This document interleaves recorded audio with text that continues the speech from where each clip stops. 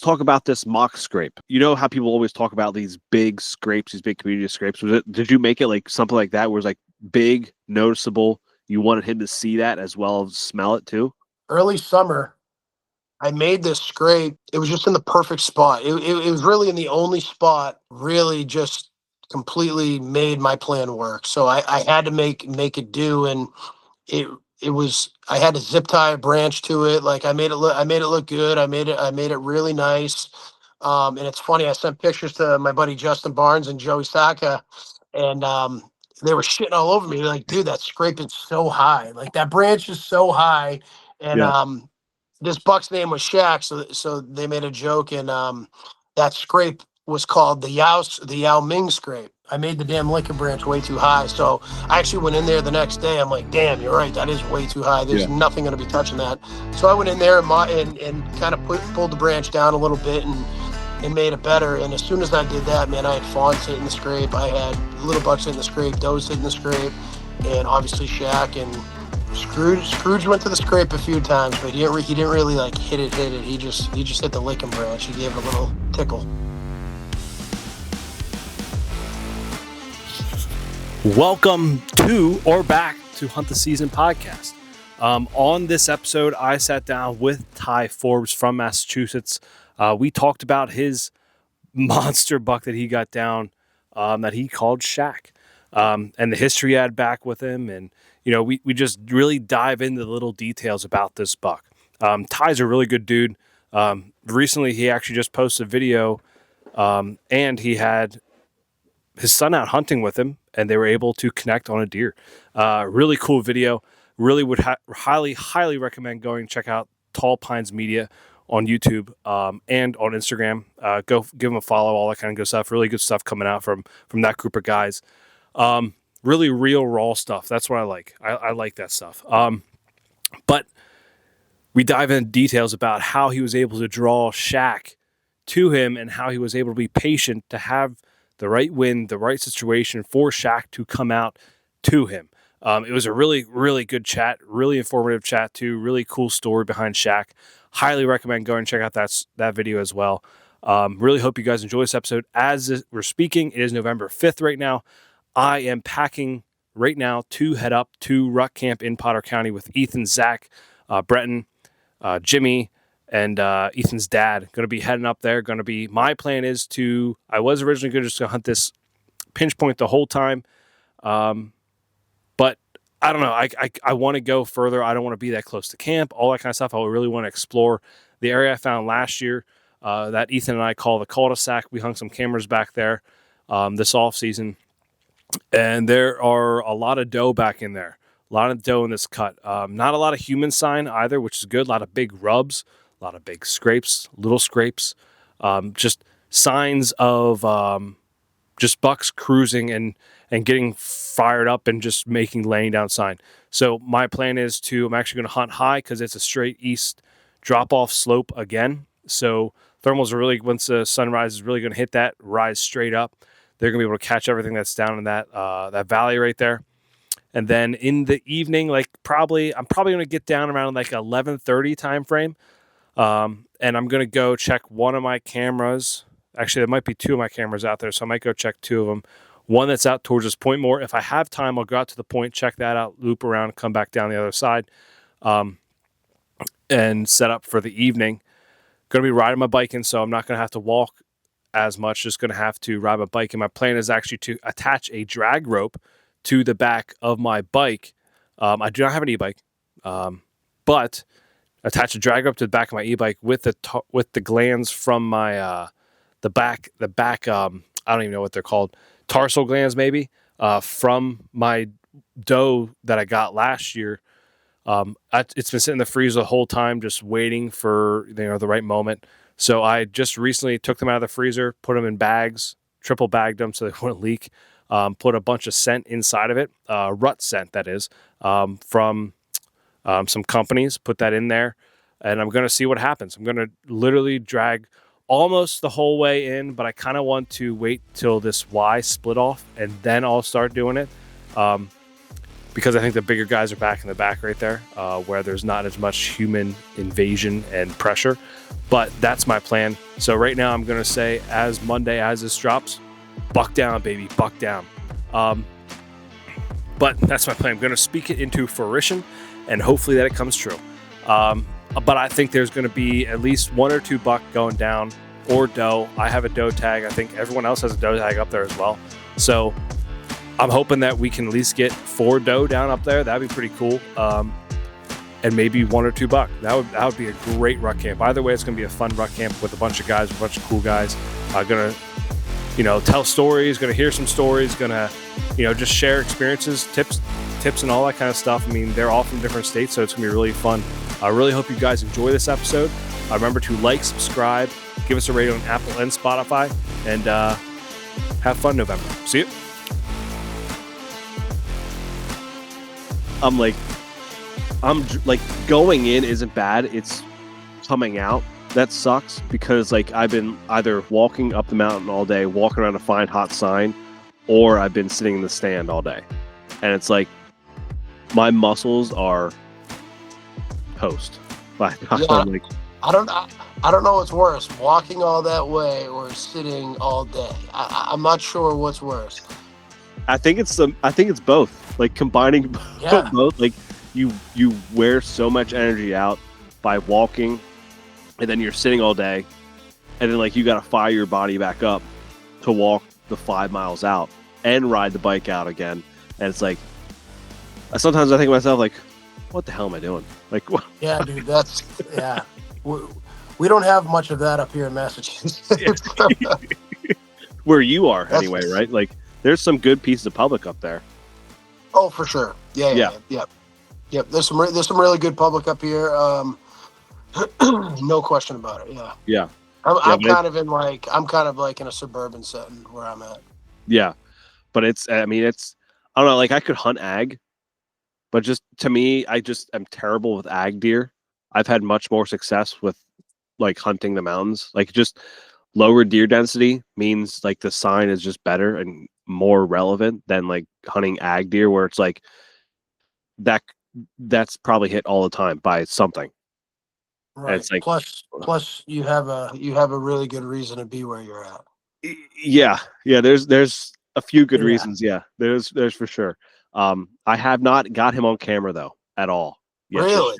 It's very, and this could be a good like little conversation we have before we get into yours and all your stuff, because when you chase after a particular buck and you have all this camera data of him, and then the next year you don't get anything, it kind of plays with your mind a little bit, I would imagine, because like this is the first year I'm really doing this. Where like last year I had like exactly 20 pictures of this buck, like in different areas. Like I had him all around this general area, and it's like this year it's like someone like aliens came and like sucked up all the big deer that I had on camera, and now they're nowhere to be found.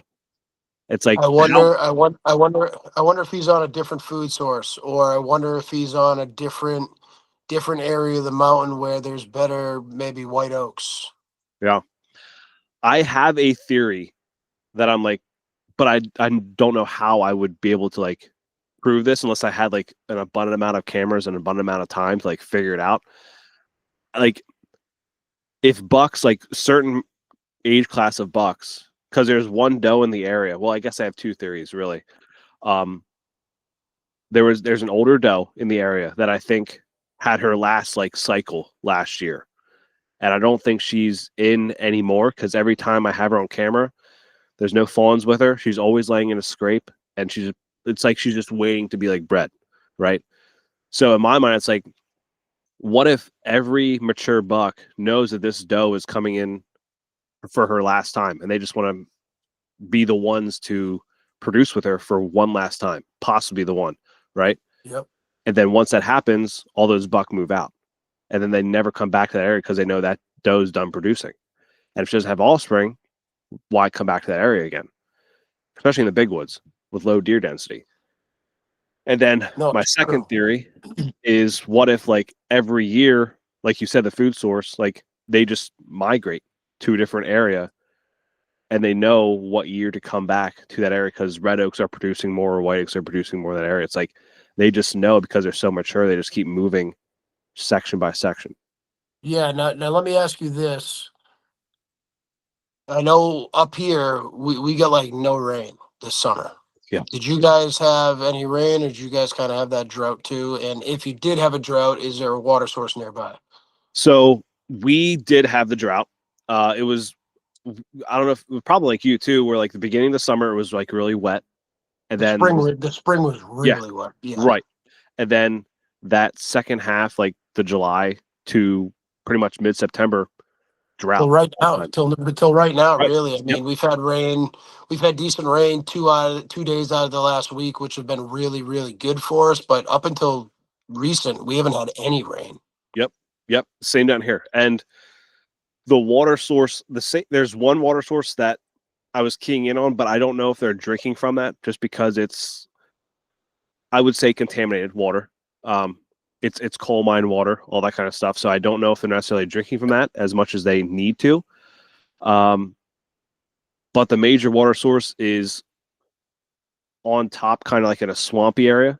And then there's another water source down low at the very base of the mountain, which I have a buddy who hunts the area, and he said he saw a few buck cross this trail to get down to this water source. So I'm also thinking that a lot of the hot sign now is down low too. Mm. And I don't have any cameras down low. Yeah. Excuse me, my voice. I'm getting over a cold here, but maybe a good idea to get a camera down there, man. Just for an inventory, just for some type of MRI, because that could be huge. That could And, be pretty important. and there's the ones up high all have like little bucks. Like I'm talking like year and a half, like little 5 points, little 2.4 points, spikes. Even Yeah, so younger males. maybe those big bucks kick those little bucks up because Mhm. they want to be near the gold, which is the water source. And bucks bucks can't go more than 2 days without drinking. Mhm. They need to drink water. Where food wise, they can go 4 or 5 days without eating. Mhm. So water is truly important to a deer's a deer's life cycle. They need to drink water. So it may be something worth investigating. Yeah. I mean, it's funny. Like I had that thought. Like it was like, I think it was maybe October 13th. I was like out in the woods. I'm like, what the F am I doing? Like, why am I overthinking this? Like, they're not going to be where they normally would be because there's no water. If I'm a deer, if I'm a mature buck, why would I not be near water? Like, there's no need. Like, early season, there's like, because the one up top, there's lots of laurel, there's thermal cover, there's shade, all that kind of stuff on top, and there's running water up there. It's like, and there's oaks up there as well. It's like, I just never went back in there because I was like, I'm already 5 miles deep. I don't want to go another 3 miles to go back in there. And it was just like, in my mind, I was thinking it, but I just never did anything about it. Yeah, I mean, for me, early season, I've had most of my success early season, Mm-hmm. and I think that's just because of the way I hunt. It's my aggressive nature. I like getting on their summer patterns and making a move early for them. But part of that systematic approach for myself is honing in on swamps around here. And that's because there's water in those swamps. So like a lot of people sit on an oak ridge in October. Mm-hmm. These deer aren't hitting that oak ridge most of the time, unless you have a cold snap, until after dark. Yeah. They can wait. They can certainly wait. Yeah. Whereas water, obviously, it provides them plenty of cover in a swamp as well, but they have water that they can keep cool. They can drink. They can hydrate the whole 9 yards. And water, a lot of people don't realize it, but water is super important to their diet. I mean, they need water. And it's so funny. Like I always like it's almost like you play a mental mind game with yourself. Like I always would say to everyone I have on, like, talk to them on the podcast, I'm like, I always try and focus on water. And then this year I like F myself over. I didn't look at water at all. I was like, I just, in the area, I felt like there was too much pressure down low to even hunt that. It's like, there's so much pressure right there. But I mean, these deer will find ways around there. Oh, totally. And I also have realized that this area that I'm hunting, it's not till like after the 20th or even the 25th that people really start hammering it in there. So like those deer know that, and they're just going to go down there. Like they'll bed close. They'll bed within like a couple hundred yards of this water. It's nothing for them to walk 500, 600 yards to a water source. Like it's especially when there's food right there too. Totally. And if they feel comfortable and there's nobody bumping them around and pressuring them, then they have no issues getting up out of bed and go getting water. I mean, they'll do that for sure. But the times are changing right now, right? Like the times are changing for sure because we have water now. So those little seeps that I like to focus on are now going to have water coming out of them, which I am excited about because that's where that buck that I stalked up on was about 120, maybe 200 yards from a seep with a big scrape right by it too. So it's going to be time soon for what that. What a cool video too, man. That was pretty sweet. I got some shit for it. Not going to lie though. People were like, "Don't quit your day job to film." I was like, I don't think these people realize that like I had a bow in one hand and like trying to zoom like this and hold my phone at the same time. Yeah, dude. People are always worrying about other people's stuff instead of their own. They are, and they're the same ones that don't see deer. They just sit there on the computer and shit on people that do. Yep, exactly. And little do these people know, like that was a success for you in itself. So like you were able to stock up to a nice buck within 20 yards. I mean, how incredible is that? I mean, that's awesome. Yeah. I asked Tim Palmer, I was like, would you have taken a bedded shot? Like, because it was like, when I was thinking back on it, like that rock in the video looks like it's blocking him. But like from where I was standing, I could have snuck it in between his spine and his like shoulder blade and probably gotten like lung and heart right there. And I was like, but it's first time ever doing that. And I was like, I don't know if that would have been an appropriate shot to take or not. He was like, dude, if I can see vitals, I'm taking it. Yeah. I mean, tough shot, right? I mean, regardless. But if you had a giant buck walking under your stand, it's almost the same shot from above. Yeah, it's very true. Right? If you think about it, you're seeing the back of them. So I mean, I don't know. I always look at the deer anatomy pictures, and I always try to, just keep reminding myself where the vitals are and what needs to be done. And I mean, you spine shot him. I mean, he's dropping. Yeah, then just put another arrow in him. Yeah. But man, like when he stood up, perfectly broadside, looking right at me. I'm like, why was I not drawn back and just waiting for you to stand up? Like, why didn't he stand up and look the other way? Yeah. Then you would have been able to draw back quick. Yeah, but in the video, I had both GoPros going too. One on my shoulder, one on the bow, and I like as he stands up, I like swing like this behind the tree, and like he was out, and he was so quiet too about it. Like to be that close, you think it'd be loud. You like 3 bounds through little trees to make a single sound. Unbelievable. It's crazy what these mature buck can do. They're nimble. Very nimble. And we're here to talk about a mature buck that you were chasing for 3 years. Well, you had history with him for 3 years. Put it that way. I had history with him for 3 years. I would say this is year 2 of the chase. Okay. So first, before we do that, Ty, introduce yourself to the listeners who don't already know who you are. Yeah, sure. I'm Ty Forbes. I'm a bow hunter out here in Massachusetts. I'm actually a later in life onset hunter. I didn't get started hunting until I was like 29 years old. I'm 36 now. And I just have a tremendous passion for it, and I live it. I mean, it's what I do. I spend time with my family. I work, and I'm in the woods 100%. You're not going to find me sitting at a bar. I just don't do that stuff. I love deer hunting, and it keeps me sane. It keeps me out of trouble, and it's what I love. Yes, I think that's that's why we do this, right? That's the passion we have. Like that's why it's kind of weird that we make YouTube channels and Instagrams based around our passion, but it's like you want to share your passion and help hopefully get someone else into the outdoors and just have as much love for it as you do.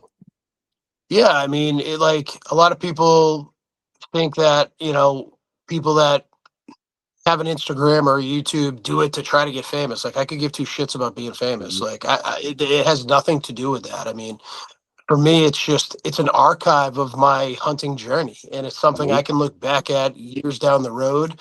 It's something I can sit with my family and watch when I'm an old man. It's something that I can look back on and see the journeys I've had with my friends, and that's very important to me. And some people take pictures. I of course take pictures, but I also like to film. I like to be in the present and be able to look back on my hunts and my scouting trips and special moments in my life. So it's not to be famous whatsoever. I would never declare myself that ever. I love doing it, man. It's a hobby. It's fun. It's not work. It's enjoyable. Yeah, and it's kind of it helps you too. So like with the filming, like if you're filming every time you go out scouting, you can it's not as weird talking to yourself, right? Because it's like you have a camera that you're talking to. It's like you're talking to someone else. Like there's could be someone watching on the other side that is learning from that, and it's helping Totally. them in the long run. But it's also helping you because you're kind of walking through the whole process through through talking out loud.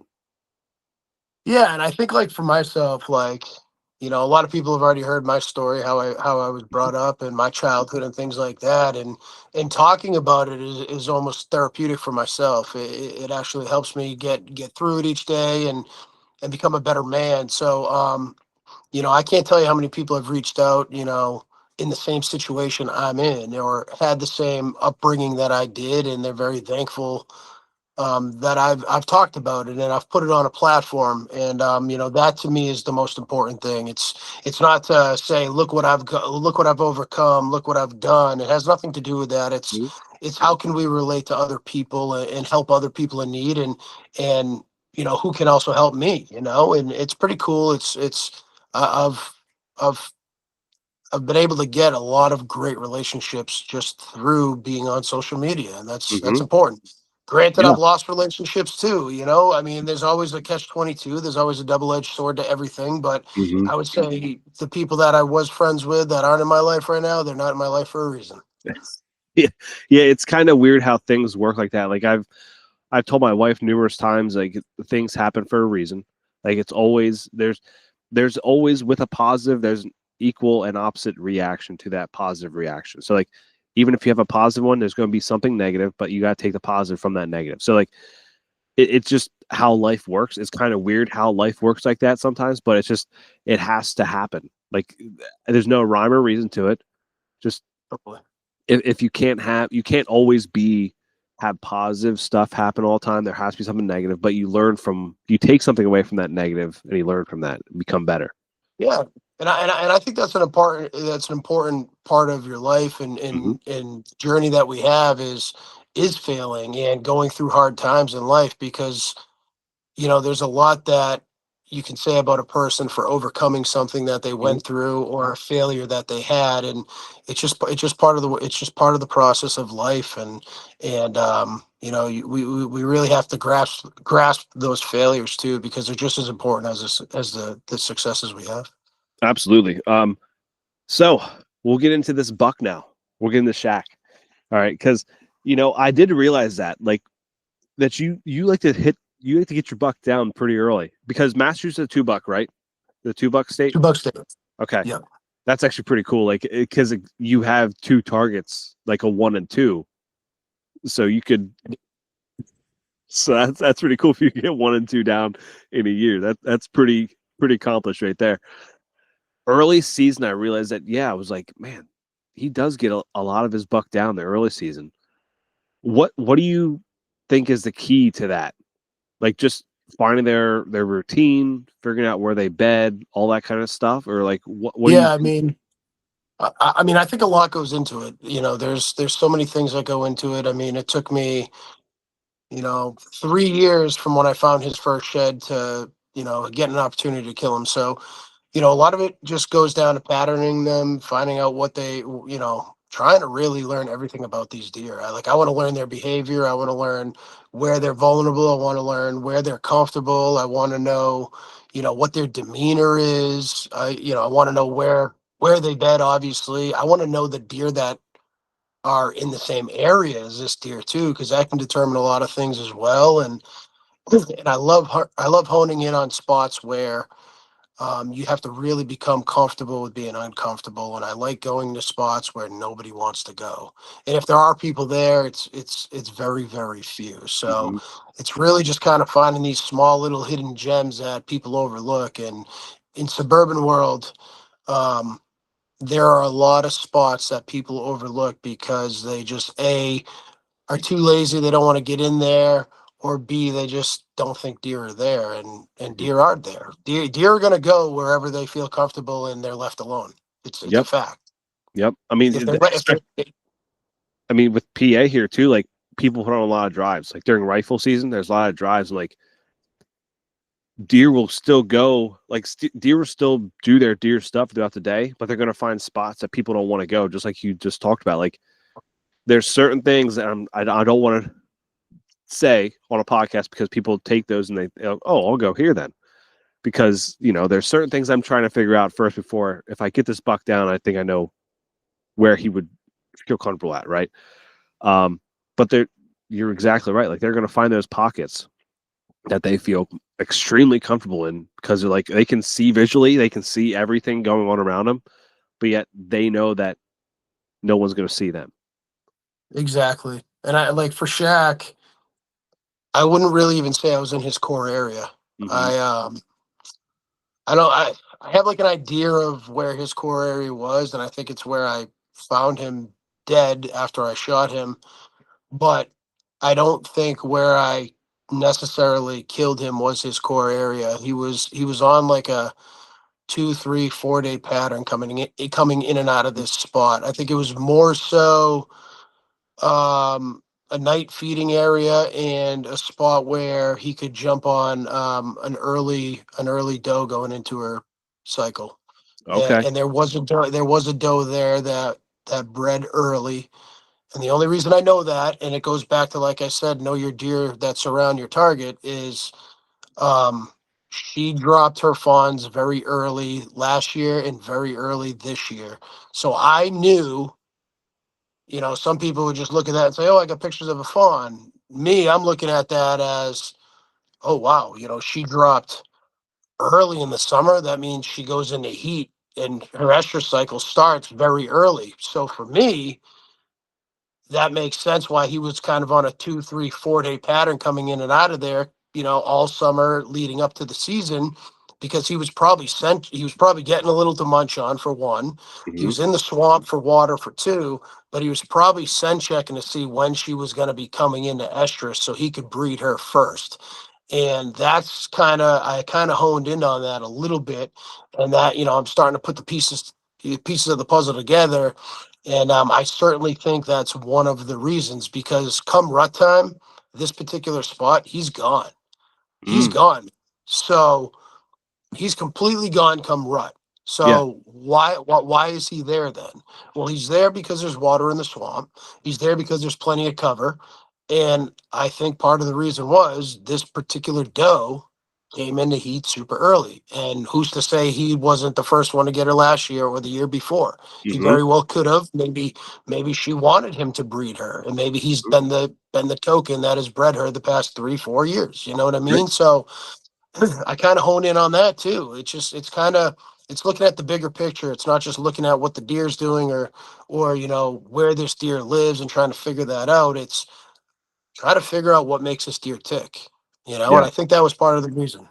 Yeah. So I want to talk about that a little bit. So you said about like knowing the deer's demeanor, knowing the other deer around him, all that, and getting to know this deer. So a big part of that is obviously trail cameras. So with me, I run primarily standard camera, like standard SD cams, and I go check them and I run them on photo. And same thing with my 2 cell cams I have. I run them on photo as well. Do you do photos or videos? Every single camera I have is video. Okay. Every single camera, even if it financially it costs more money. Don't get me wrong. But if I'm going to invest in chasing a deer of this caliber, I'm going to invest in all the tools that I have legally in front of me to try to get this buck. And, Yeah. video cameras, they work huge. And for one, like Shaq, Mhm. last year, Shaq was kind of like a loner. He wasn't really a bully. He was kind of just like a secluded buck that liked to be by himself. And then come December, he would like to be with Scrooge, which was the other buck on this property that is also one of my targets. But this year, his attitude completely changed. And frankly, he blew up. When Shaq first came into the picture on trail camera in June this year, I didn't even know it was him. I had no clue it was Shaq. I thought it was Scrooge. I was initially chasing Scrooge, which is another buck on this property that's still alive. Mm-hmm. He was my number one going into the season, and when Shaq showed up, I thought that was Scrooge. And my buddy Justin Barnes, who's on Tall Pines Media with me, he's like, "Dude, that is not Scrooge. I don't know what buck that is yet, but that's not Scrooge." I'm like, "All right, sounds good." And then like a week went by, Scrooge showed up. I'm like, "Holy shit, you're right. That was not him." And then he came back again like 2 weeks later, and he had these crab claws, and his brow tine was very profound that resembled what he was last year. And he jumped from like 130, 135 to he's probably pushing 185 right now. My gosh, So, dude. so obviously my target buck changed, right? Like Scrooge Mm-hmm. is still one B, but Yeah. Shaq became the complete number one guy I was after. And based on like we were talking about with the videos, his demeanor changed tremendously from last year to this year. This year he was a bully. Every deer in that neck of the woods was scared of Shaq, including Scrooge. And Scrooge is an older deer. I think he's only 5.5 years old, 6.5 tops. But he was, whenever he was around, whether it was around the fawns, whether it was around the does, smaller bucks, or even Scrooge, they all ran away from him. And I would have never known that demeanor unless I had video footage. Mm-hmm. I mean, I ran video on one of my video, photo and video mode on one of my cameras, and I did get my target. I I want to say he's my target. Like obviously, like any good buck that walks, I have multiple good buck in the area, but like I notice his demeanor when he's walking and he's making rubs. He's not really making rubs. He's just like touching the tree. The only time I ever saw him really fired up and hitting a scrape was like early October, October 7th. That's the So he's only a pretty time. boy. Yeah, He's a pretty boy. yeah. Yeah. And he just that's what he did. Like he was always just walking around, never with any other buck. Like even in velvet, he was never with any other deer.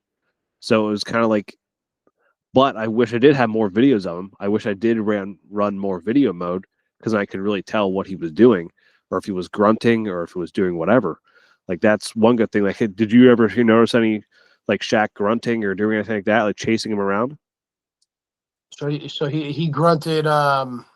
He grunted the night I shot him, but all summer I didn't necessarily hear him grunt on video, but just his demeanor and the way he walked into frame when there were other deer there, those deer completely scattered. And he Mm. was just, you could tell he was the head honcho. He was the prime buck.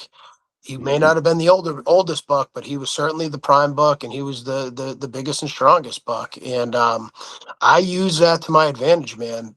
I'll tell you right now, he was hammering scrapes in July, August, September. I mean, I have video footage of him hooves in the dirt, kicking dirt, hammering scrapes. He was very, very dominant, and he wanted to show all the other deer in there that this was his palace. Whenever he came in, whether it be 2, 3, 4 day pattern, when he was there, it was his. And I mean, he was where Scrooge last year was very dominant. He was very in charge. That was his turf. Mhm. This year, with just photos, I would have never known this, but Yeah. Scrooge was super submissive to Shaq, man. Scrooge was petrified of this deer. When Wow. he came in, you would see his head moving around, and he would walk right away. You would see him hit a scrape, and then Shaq would come in and hammer a scrape a day or two later, and then whenever Scrooge came back into this piece of woods, he would go up to the scrape, smell it. He would never put his hooves in the ground at all. He would just hit the licking branch. So that's what, for me, I use that tells me a lot seeing the Mhm. videos. And I think that was part of my strategic plan going into actually being able to kill him and keep him on this ground a little bit longer, knowing that he leaves during the rut. I implemented backyard scents Mhm. into the scrapes. I implemented a rut smelling doe and a rut smelling mature buck into these Mm. scrapes earlier than normal because I knew Scrooge was the second biggest buck there, and he was being submissive and kind of like wanted nothing to do with Shaq. I wanted Shaq to think there was another challenger in there. Mm. I wanted Shaq to think there was another mature buck in there that wanted that ground. They just haven't met yet. That was my mentality. That was me thinking kind of like a deer. Like every time Shaq came in, that mysterious deer that's been hitting the scrape was never there. But who's to say he wouldn't be there next time? And it made him keep coming back, I think. You wanted Shaq to feel like there was another Larry Bird. 100%, dude.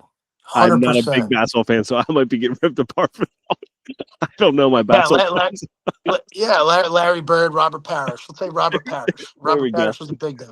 There we go. But yeah, essentially that's what I wanted. I wanted Shaq to think there was something else coming through here on a different pattern, and they just have not met yet. And I wanted him to feel challenged by another mature buck smelling, scent into digital gland and Yeah. forehead gland and whatnot. I wanted him to think there was another buck in there challenging him for this possible doe or this ground. That's super smart, dude. Like that's next level shit right there. Like that's super smart. And I'm sure like obviously you I'm sure you had a good idea of where he was betting at, right? So like when you Yeah. sprayed that, obviously like okay, this wind will be blowing into his bedding area, so there's a better chance of him coming out when he smells this. Yeah, so I mean, you get a lot of south winds. You get a Yep. lot of south winds, southwest winds in the summer. Yep. And this where I had this mock scrape, which we'll say was near the kill zone, um, is is north. I mean, the swamp is north, so I knew on a south or a southwest wind, all that scent's going to be blowing into that swamp. So whenever he decided to come to this piece of ground and hit his pattern, he would get that smell going into that swamp, and hopefully that would lure him out. Now, there's a system to every approach. Mhm. I knew there was a southwest wind. I knew south and southwest wind, all that, that warm air is during the summer. But where I put that scrape, it was specifically to continue to blow into that swamp throughout the summer. But come October, that first cold snap, I knew it was going to be a north wind or a northwest wind, and that was going to be my chance to get in there. And he already knew that scrape was there. He's already been on it. He knew that scrape was there, and that was one of his ticks, man. He would come into this swamp. He'd spend some time there. He would eat on the ridge. There was tons of acorns. There was plenty of cover in this nice little cedar thicket. And like I said, there was that doe and other does as well. And I think him knowing that scrape was there. I mean, I think the night I killed him when he came down that ridge, I think he was going directly to that scrape because that scrape, I shot him to the right when he came down that ridge. That scrape was 20 yards to my left. All he had to do was cross my face and he was at that scrape. And that's exactly where I think he was going.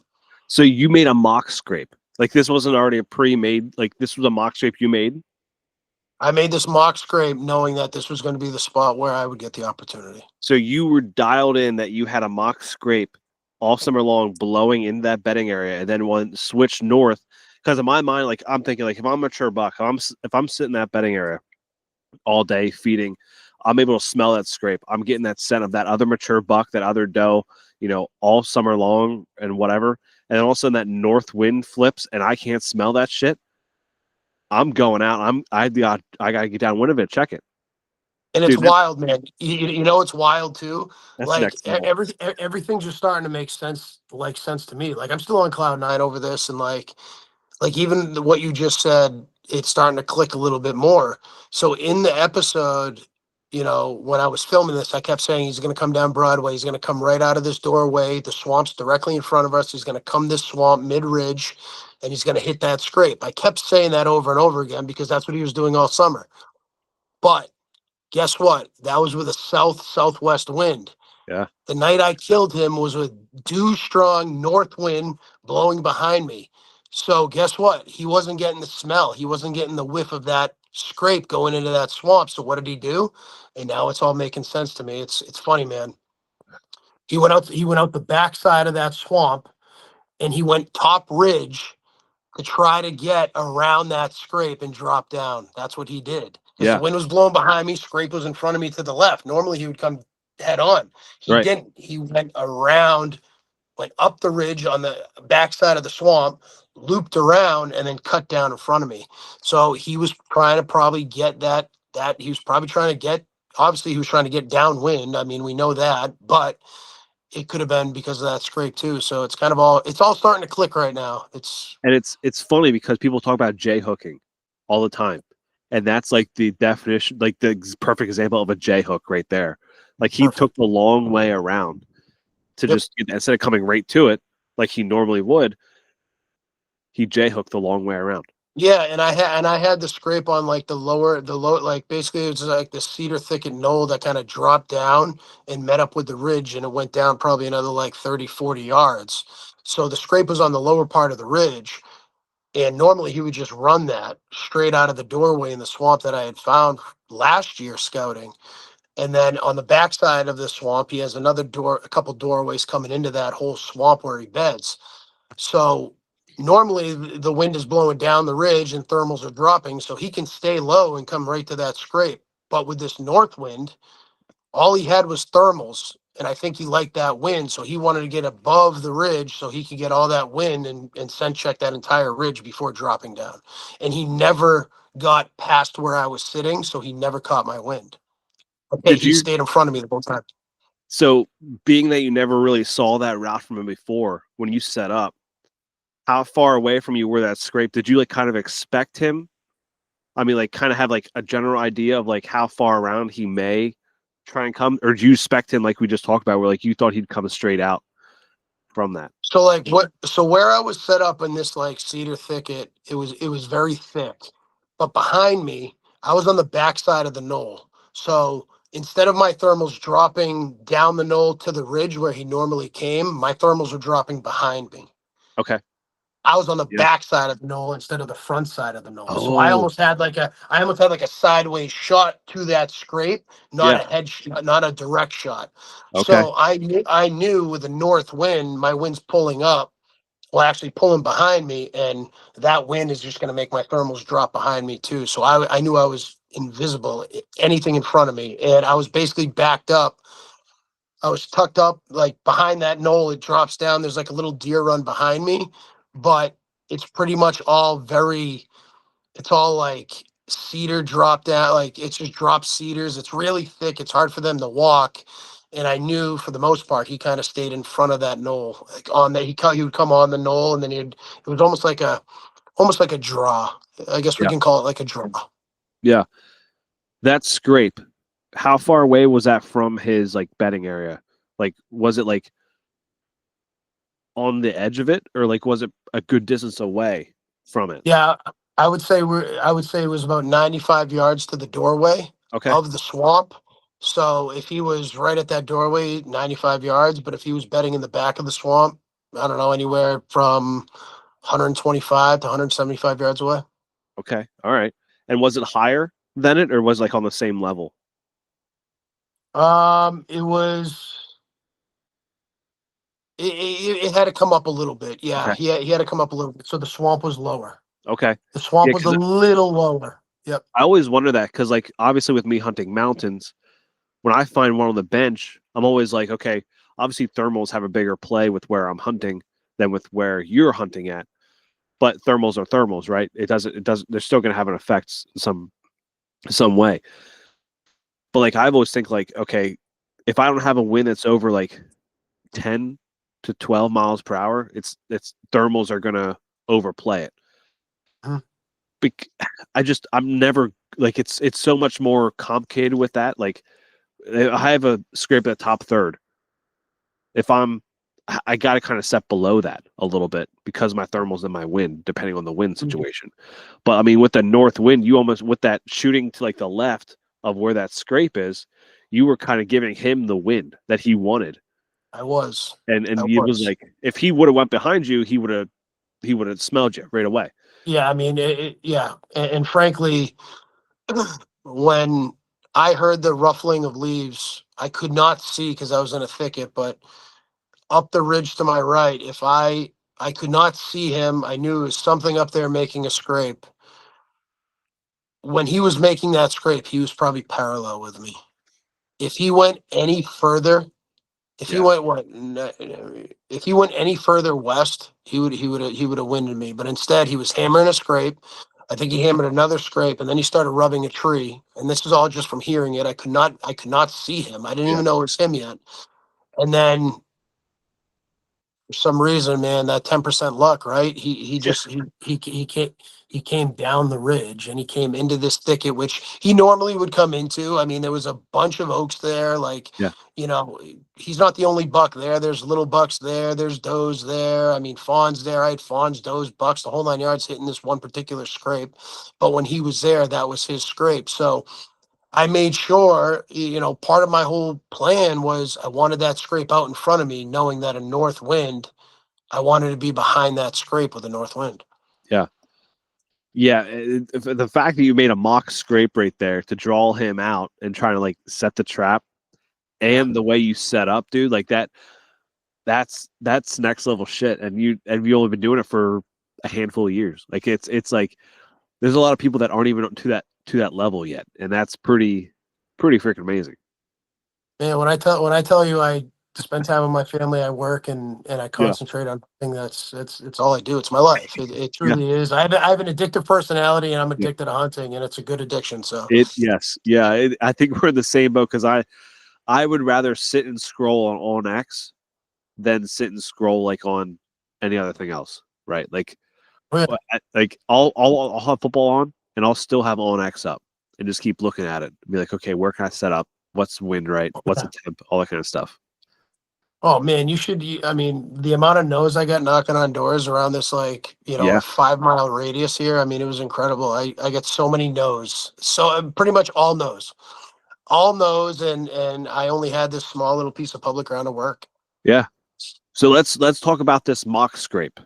Like, I want to hear Yeah. like, was it like something like you know how people always talk about these big scrapes, these big community scrapes? Did you make it like something like that where it's like big, noticeable? You wanted him to see that as well as smell it too? No, it's actually funny. Like early summer, I made this scrape and it was just in the perfect spot. It was really in the only spot that would have really just completely made my plan work. So I had to make it do, and it it was I had to zip tie a branch to it. Like I made it look good. I made it really nice. And it's funny. I sent pictures to my buddy Justin Barnes and Joey Saka, and they were shitting all over me. They're like, dude, that scrape is so high. Like that branch is so high, and Yeah. this buck's name was Shaq, so they made a joke, and that scrape was called the Yao Ming scrape Oh, that's because right. I made That's who you used to play against there. I should have yeah said because that. I Yeah. made because I made the damn liquor branch way too high. So I actually went in there the next day. I'm like, damn, you're right. That is way too high. Yeah. There's nothing going to be touching that. So I went in there and kind of pulled the branch down a little bit and made it better. And as soon as I did that, man, I had fawns hitting the scrape. I had little bucks hitting the scrape, does hitting the scrape, and obviously Shaq and Scrooge went to the scrape a few times, but he didn't really like hit it. He just hit the licking branch. He gave it a little tickle. Oh my But gosh. Shaq came on right to it, man. He came on right to it, and I made sure not to make any more scrapes. I made sure to not make any more mock scrapes in that immediate area. I wanted that to be the only mock scrape. That's it. If they made their own natural scrapes in that area, fine, so be it. Yeah. But that was the kill scrape. That was the one scrape I wanted it to be perfect, and I wanted him to come do it. And I honestly think he was walking down that ridge to go to that scrape. So the stent you sent to put in a backyard scent, right? Yes. What exactly is I've seen the stuff. I just don't know what it exactly. How did you use it? Like, did you in that early summer time frame? Did you put that stuff in it, or did you just like make the mock scrape, let that go, and then put it in? No, yeah, I put it in right away. Okay. So Backyard Sense is owned by a good friend of mine named Chad Wickham. He does incredible work. He's been at this for years, and he's really perfected his craft. What he does is he takes all the interdigital glands, tarsal glands, forehead glands, the whole 9 yards, and he actually uses it from mature bucks that are killed in Massachusetts, mature does that are killed in Massachusetts, and he takes the tarsal glands, interdigital glands, the whole 9 yards from different periods of the season for the next Wow. season. Wow. So it's all natural. It's all local deer, like in Massachusetts, anyways, and it's as real as you're gonna get, man. It's not some fake shit. It's real stuff. So if you buy his 200 pound um, tarsal gland or interdigital scent, that's coming from a 200 pound deer in Massachusetts. Jeez. How, So I made sure I really just kickstarted the mock scrape. I wasn't sure if it was going to work. yeah. I had no idea, but I kickstarted with his preseason doe, preseason buck, and preseason doe and buck licking branch spray, and it worked immediately. Because I know I've seen his stuff around. I just want to look it up because I know. Oh, I just took a backyard scent. Like it should pop up. Yeah, it'll pop right up. His stuff's great. No, all I put was backyard. Like I feel like I don't know why my mind was like, oh, that'll pop up right away. Oh, okay, cool. Oh wow, he's a lot of stuff. He's All got a ton of season stuff. package. Yeah, and it's all very affordable. I bought a big package when I was at Huntstock when you guys were there. Buck scrape, doe scrape, licking branch. Oh wow, there's a Oh lot of yeah, them out there. And so, okay, I'll have to reach out to him. I might have to have him on the podcast, but that'd be pretty cool to he would be know great. He how. would be great. He would be great for the podcast because man, that guy is so intelligent. I've learned a lot from Chad. Yeah, Um, when it comes to scrapes, when it comes to just knowing learning things about deer and deer movement and stuff. And that guy, he's very knowledgeable about what scrapes do, how good they can be, how deer look at scrapes. And I mean, he's very intelligent. That'd be a great episode. yeah, yeah. I'll reach out to him. Did you get your making the scrape look pretty idea from Troy Pottinger by chance? Yeah, I know she's the one that likes to do that. yeah, I love Troy, and I talk to Troy quite a bit. I mean, I'm Yeah. on the Lone Wolf team Yep. with him and all that stuff. And yeah, Troy's great. He's been a wealth of knowledge for me as well. Did you put any? I know some people do like mock rubs too. Did you do anything with that to put around it to make it even like more attractive? No, I really went into this season not wanting to over my welcome in this piece of property. I stayed out more than I went in. Last year I went in way too much, I think. And this year I wanted to just use my historical data to the best of my capabilities. I wanted to kind of be a little bit more veteran savvy, stay out of there, let these bucks stay comfortable, specifically Shaq and Scrooge. And I really did not go in there very often whatsoever. The only time I went in there was for battery changes with the camera. That's really it, and to freshen up a scrape. That's really it, man. I did not go in there much at all. I didn't want anyone seeing me go into this piece of public ground. I didn't want anyone. Yeah, just no. I didn't really go in there much at all. And I do a lot of my scouting after the season in the wintertime. Yeah. Yeah. I find like you can find the most sign then. Well, I found my two sheds that period too. Like, have good luck with, find those sheds. You kind of know where their late season is too. If you can't get them in the early season, you can figure out where they're going to be in the late season sometimes. Yeah, and like the best part about going out in the wintertime too is like the odds of running into people and people knowing you're hunting there and stuff. Like you're not Yeah. really going to run into many people. And for me, like I found his shed 3 years ago. I knew he was going to be a special deer. I didn't know he was going to turn into what he turned into, Yeah. but I knew Scrooge was there, and Scrooge was really my number one going into this season. And I did not want to be in there. Like Yeah. I didn't even go in there and shed hunt this year. I wanted to be as far away from this piece of public as I possibly could, so nobody even knew I was there. And this was on public too. Like Yeah. I thought it was on a private piece that you had access to. That's insane. Wow. Piece of public. Yeah. I had private access to the piece of public from the backside, so I didn't have to go in from the parking lot because again, I use that to my strategy as well. Yeah.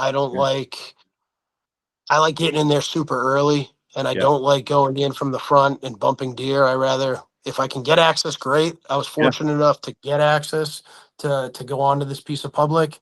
So I basically backdoored all the deer and I backdoored all the other hunters. Do you Try to think get that in had there first. Try to get in there first. do you think that had a major role in you being able to harvest this buck? Like the fact that like everyone, I don't want you to give away too much of this public, obviously, but like with the access, is there only maybe one or two ways to access this piece without like getting access from like private land? Do you think that bumped more deer back to where you are? Yeah, Yeah. yeah. Okay. I think if I think the private access to the public was key.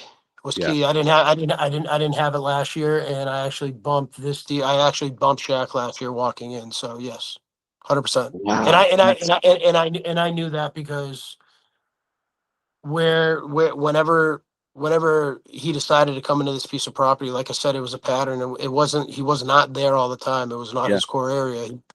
He would come in every 2, 3, 4 days. But I know last summer when I was in there, not this past summer that went, but the summer before, like I said, I was in there too much. I jumped him once in the summer, and then I jumped him once during the season. So that's I jumped that buck twice last year, Yeah. and that's when I had a shit year last year. Anyway, I just had a tough year, man, between work and Yep. my professional life, and missed a couple bucks and shit. It was just a bad year. Yeah. But I knew I had to reset at the end of last year, and I was able to get permission to access from the backside, which definitely helped me. And I think that was definitely a major role. Yeah. Yeah. It's crazy how, you know, you I think our mindset is like when we bump a buck from its bed, that buck's gone forever, right? And you bumped it twice, and it was still that Shaq was still betting in that same area. Yeah, he was still betting in that same area, but I think other people hunt here too. Like Yeah. I know there's people that hunt there, and I think that element of surprise coming in from the backside was something that he never thought of, he never saw. I Yeah. think he had every single person that walked into that piece of public, he had them pegged before they even got close to him. He set himself in that swamp where that swamp was. He set himself up perfectly to get the hell out of there if somebody walked in, and that's I think that's ultimately what he did. Because just like you, when that north wind comes, all that wind, all that scent's blowing from everyone probably walking in right in there. So he knows right away. But south wind, he smells everyone from those houses or whatever right there. He's used to that all the time. So then Yep. you sit up there, he doesn't smell you. You're bulletproof pretty much at this point. I mean, it's that's you killed a monster, dude. You did it. Yeah, I mean, there's just it's people think you just sit in a stand and hope for the best. I mean, yeah, sure, during the rut, like it could happen, Yeah. but I mean, it's just there's so much that goes into play. There's so many failures. I mean, I jumped him twice, but that's two failures right there. Yep. Like there's a lot of failures that eventually lead to success, but it's how do you learn from your failures? And at the end of the day, you're trying to outsmart one of the smartest animals in the woods. Yeah. You're never gonna beat their nose No. ever. Nope. So Nope. it's a lot of game planning and thinking and talking to your mentors and talking to your good friends. And I mean, dude, I would talk on the phone with like Justin Barnes and Joey every single day about strategy, and a lot of the things that come into play were because of them too. I mean, I would throw out ideas and they'd be like, no, that's a terrible idea. Don't do that. Okay, sounds good. Let's go back to the drawing Yeah. plan. Like there's a lot of things that go into play, and there's a lot of sacrifices that need to be made. And like I wanted to be in there every day in the summer. Yeah, I'm sure. Yeah. Honestly, I did. You know what I mean? I felt like this past summer I didn't do shit. I Yeah. feel like I really didn't do anything, but what I did do was I prepared myself for the most important part of this journey. And I shot my bow a ton. I watched the patterns. I paid attention to the weather. I paid attention to his demeanor, other deer's demeanor. I paid attention to everything I could from the outside. I was paying attention. And I think that's the little things that a lot of us, including me, overlook, right? It's like those little details that matter the most. And I also like the fact you did less is more mentality Yeah. than like, because me, I probably would run in there and make multiple scrapes, right? For multiple with different winds, like set one up for that south wind, and then if it shifted to an automatically an east wind or a west wind, like set one so it's blowing that way, then like that might have overdid it, right? Because then it's like you set up that north for that north wind right there. He hits that other scrape and gets to you at dark, and then you don't know which one to hunt. Like this way, you knew which one to hunt at all times because like okay, when this wind comes, this is the one I'm hunting. I don't have that option. Like, well, should I hunt here or should I hunt here? Like a lot of us do. Like we have multiple spots picked out. It's like me, I have multiple spots I can hunt. It's like, well, which one should I hunt today? Like this is like they could be over here, they could be here. It's like if you just have that one spot, less is more mentality for one particular buck or like a buck in general, it makes it less stressful on your mind too. Yeah, I mean there was only one way to kill that deer. It was Yep. going to be a north wind. Yep. I knew it was going to be a north wind, and I follow Steve Shirk quite a bit, and he is so adamant about that first cold snap in October. And Yeah. the night I killed him, it was the first cold snap of October. It was a red moon phase. It was a north wind. Thermals were perfect, and temps were dropping drastically. It was going to be 28 degrees overnight. So I knew, it's not like sure I could have had 40 stands in there, right, for Yep. every wind, each wind, that would not have mattered. It Yeah. would not have mattered. There was one way to kill him, and it was the way it got done. That was the only way I was going to beat that deer, and I knew that, and I had to stay patient. And I actually went in there opening day with a southwest wind, and it was 80 degrees, and I was an idiot for doing it. And I went against what Justin said and Joey said. They're like, "Don't do it." Yeah. And opening day, man, how can you not do it? And I did Right. do Yep. it. And I think, luckily for me, he just was not in that piece of woods at that time. I Yep. got lucky. I got Yeah. lucky. But if he was there, I was screwed. I was done. I was done. Yeah. But I knew time was of the essence. I knew he leaves during the rut. He's Yeah. gone, and a deer is not never as vulnerable as they are during the rut. And that I'll tell you right now, it's going to be very hard. It would have been very hard for that deer to hide during the rut. You Yeah. could see him coming a mile away. With how big he So, is. Yeah. yeah, and I knew, and I had an idea where he went to rut, and where he went to rut, it's untouchable. Can't hunt. So, Yeah. The red moon phase.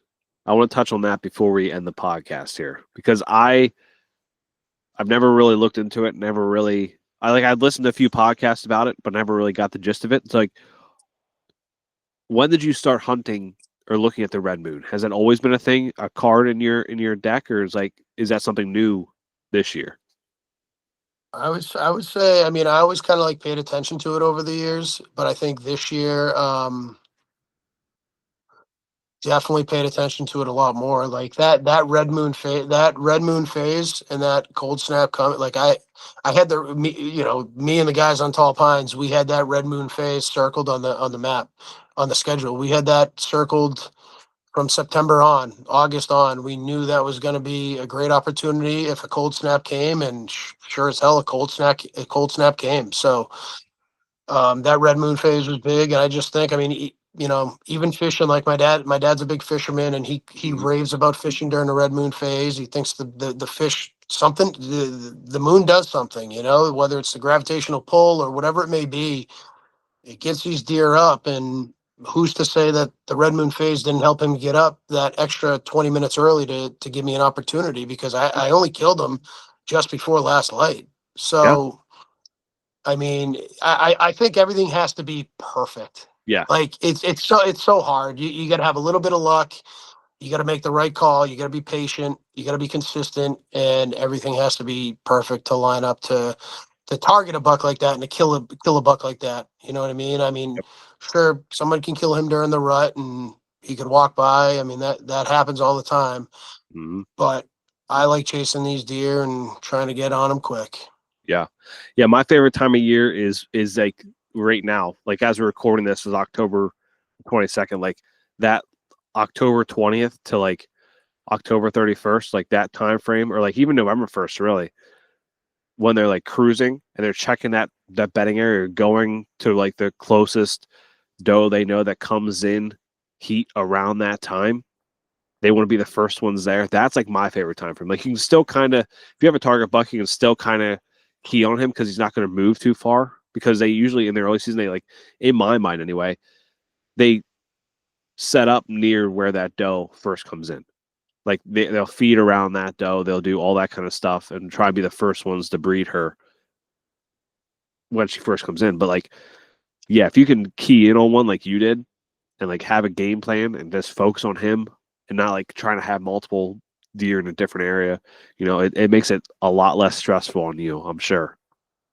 Totally. But I mean, like, I mean, that's 3, you know what? I've had a history of this deer for 3 years, and I've been actively after this deer, chasing this deer for 2 years. Like it's a long game. Yeah. It's a game of chess. It's he makes a move, I make a move. He makes a good move, I make a bad move. I try to adjust. It's not for everyone, you know. Some Mhm. days I don't even think it's for me some days because I'm, like, what the hell, this sucks. It's a lot. It can be draining, it can be tiring, but I've always said I wanna have fun in what I do, and I think chasing deer is fun. I think it's fun to learn these deer and kind of have that weird little history and relationship with these deer. I think it's cool. I think it's fun. I think it's fun to learn his demeanor from last year to this year. I think I don't know. I truly enjoy that, and that's what kind of like makes me go. I don't just like to go sit in the stand and hope something walks by. If I'm in the stand, there's probably a good reason why I'm up. Yep. I told my buddy Howie Miller, he like was he said like about that stalk I had. I was like, I'm dude, like this literally I was like, it flipped a switch on me and now I'm effing hungry. Like it was like Yeah, it's like I don't know, it was just something like it takes you back to primal time. Like when we have these encounters with these buck, like when you had the encounter with Shaq and you got to put an arrow through him, it's like you felt something primal inside you when that happened, right? Like, yeah, and when I was stalking up on a buck, I felt primal there for a second. Like it's like you said, you want to have fun. And I think we put a lot of yeah, pressure on ourselves, whether it be for social media, for YouTube, for whatever, to try and impress someone. Because I saw someone else post this too. Like hunting has become a big dick measuring contest. And it's like, who can put down the biggest buck and get the most likes, the most shares, the most sponsors, the most publicity in the matter in the season, right? And it's like, man, like that's not what hunting is about. It's like what we just talked about, having fun. And it's like you find yourself going down rabbit holes. You find yourself going down a bad path, like we all have. Like anyone who says I never felt that, I can't believe that, right? Like if you're on social media, if you're on YouTube, if you're doing all this stuff, like you felt the pressure at some point to like try and produce something. Like if you haven't and you're truly honest about that, like props to you because I wish everyone could not feel that. yeah. I think for me, man, I've certainly gone down that rabbit hole many of times. I've felt the pressure of trying to succeed. I've felt the pressure of trying to kill big bucks and create good content. And I find that's when I'm having the worst season of my life, or that's when I'm just not enjoying what I'm doing because I'm putting too much pressure on. I completely took a reset this last year. I mean, I didn't step foot in the woods after last season until June, and I think I have the story saved in my on the highlight for 2025. I think the first day I went in there, the first day I started scouting or getting prepped for the season, I think it was like June 2nd. And I really needed that reset because, I not that I'm a perfectionist, but I like to succeed, man. Like we work so hard and there's nothing worse than failing, right? Like you want to succeed, you want to do well, you want people to like your stuff. And, I think that's what really hurts us. And I think that's what makes us have harder seasons or, you know, think too much into it. This last season, man, this reset, quitting my job as a police officer, finding a new job, spending way more time with the family, getting back into baseball coaching, the whole 9 yards. Man, I've had a much different approach this season. You sure? Am I creating content? I'm creating a shit ton of content. I'm still filming and I'm still having fun and I'm working hard. Don't Right. get me wrong, but it's more at my expense. Yep. It's more at, if I want to post something, I'm going to post it and I don't give a shit what anyone thinks. I don't care. It's just this season it's been more about not caring and kind of making memories with friends, rekindling relationships with friends that maybe were astray at once and really just having fun with it and that's truly what I'm doing this year and not really looking so much into the sponsorship and stuff. Like I look at a sponsorship now where before I'd be like, oh yeah, I have a sponsorship. I look at it more as, oh, now I'm a part of the team. Yep. Like Yep. it's more of a team feeling thing than a sponsorship. It's more of, I'm a part of the team and we're just here to have fun. We're here to talk about family. We're here to talk about deer stories and really keep a positive mindset. And I can't say, I mean, this season so far has been unbelievable, especially with Tall Pines Media and just, same with the guys for Legacy Pursuit. Everything is just super positive and we're all having fun and energy's high and sometimes we can be our own worst critics and Yes. Yeah. man, negativity does not help whatsoever. It's all Hmm. about being positive and trying to forgive those that may have done us wrong or vice versa and for the ones that don't want to forgive or the ones that want to hold grudges, well, it shows that they're the miserable ones and that's a Hmm. fact. Yeah. So, yeah, this whole season's just been a whole different approach mentally, physically, surrounding myself around the right people. It's just been a whole different approach. Do I love making content? Absolutely. Do I like, Instagram and social media? Absolutely. But at my expense. It's my archive. It's my life. It's something I can look back on and be proud of. It's also something that my dad loves to see. Me and my dad didn't meet until I was 28 years old. So he missed all my, time I got to excel in sports and things like that. He never got to see me play baseball. He never got to see me play football. And I do this because he can throw on YouTube or he can look at my Instagram and see how much I love something and how much Hmm. passion I have in something that he has passion in as well. And that can make him proud. And it's something that me and him can talk about. So I don't give a shit what anyone thinks. I'm just having fun. Yep. Yeah, exactly. And I think that's a big message to everyone who's listening to this. Post what you want to post. Like, don't worry about, oh, how many likes am I going to get? How many comments am I going to get? How many shares am I going to get? Like, if you like it, fucking post it. Because, like, that's what I've been going at now is, like, if I like it, I'm going to post it. I don't give two craps what someone else is going to think. Like, it's Yeah, like you man. said, I, it's I our I used I archive. used yeah, I used to like go to post. I used to go post stuff and then like delete it because I'm like, oh, Yeah. someone may not like this. Yep. I don't give a shit, man. Like Yep. I post what's on my heart and I Yep. wear my heart on my sleeve. So Yep. it's who I am as a person. And people that say differently, they don't know me. Yeah. And one thing I want to say about your channel is I really like it because it's raw, right? Like it's raw. It's not like flashy. It's not like, and I don't want you to take that the wrong way, right? Because you've seen a lot of channels popping up, and they just try to be so flashy with like everything. They try and copy a certain standard, and it's like that's not real life. If you're doing everything yourself, you're a dad, you're a husband, you're an employee, you're like you have a family, you have all this other stuff going on.